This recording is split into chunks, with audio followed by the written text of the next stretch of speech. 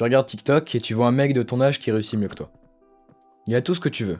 Plus de thunes, une meilleure vie, un meilleur corps. Tu vois ça et juste après tu te sens comme un raté.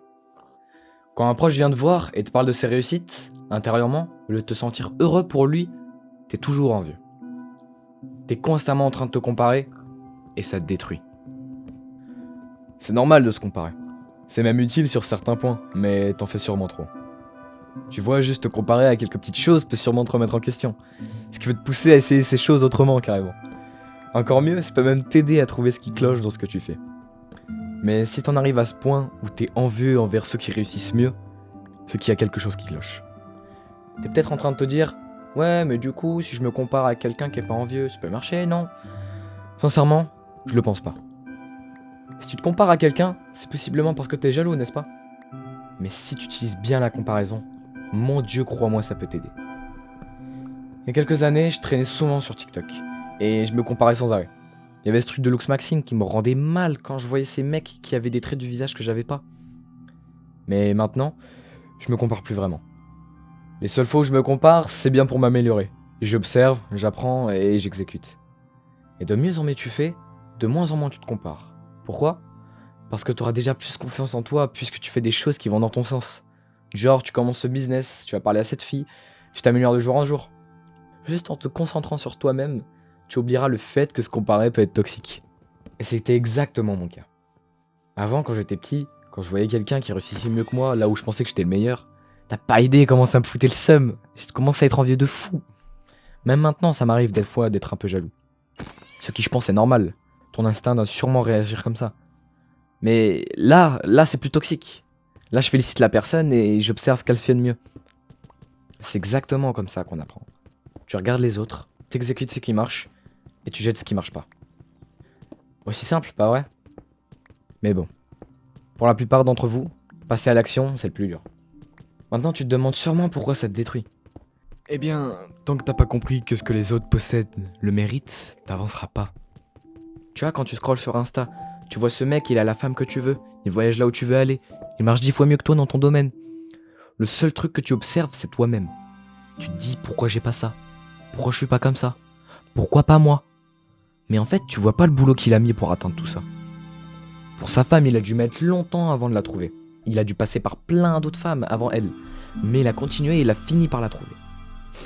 Pour les voyages, il a dû travailler à mort pour obtenir assez d'argent.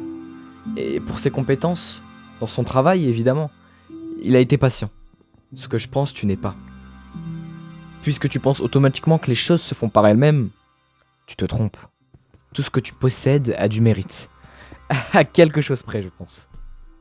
Et maintenant que tu as beaucoup fait, eh bien les seules choses que tu tires des comparaisons, c'est pas de la haine ni de la jalousie, c'est de l'apprentissage et le fait de savoir être heureux avec ce que tu as déjà. Ça peut paraître fou, mais je t'assure, c'est totalement réel. Je me rends compte que je sonne un peu comme un gourou, mais c'est seulement ma perspective du sujet de cette vidéo. Tu vois, avant, les notes, ça m'obsédait. Je travaillais bien, mais dès que j'avais une mauvaise note et que quelqu'un réussissait mieux que moi, ouah, j'étais mal.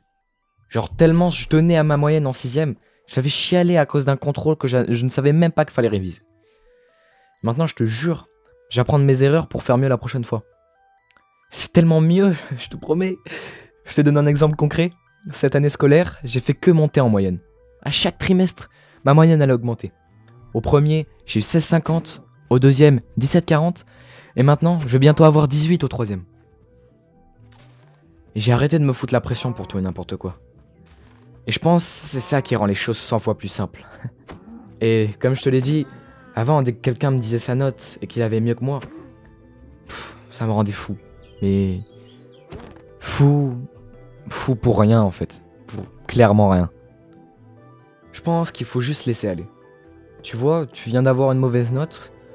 On est d'accord, tu peux rien faire pour la changer cette note. Alors laisse-la tomber. Laisse tomber. Et tu apprendras de tes erreurs. Mais retiens bien, la seule chose que tu peux améliorer, c'est tes futurs résultats. Et si tu as bien compris ce que tu as fait de mal dans ton dernier contrôle, dans le prochain, tu auras appris et tu ne reproduiras plus l'erreur. C'est aussi simple que ça. Laisser tomber les choses que tu ne peux pas contrôler, mais les choses que tu peux, c'est 100 fois plus important. Je souhaite que tu deviennes cette personne. La personne avec qui tu te compares tout le temps. Je souhaite que tu deviennes cette personne-là. La personne que tu as envie d'être. Et je te remercie énormément d'avoir regardé cette vidéo. Et si tu l'as aimé, abonne-toi, car je vais toujours pas m'arrêter d'en poster.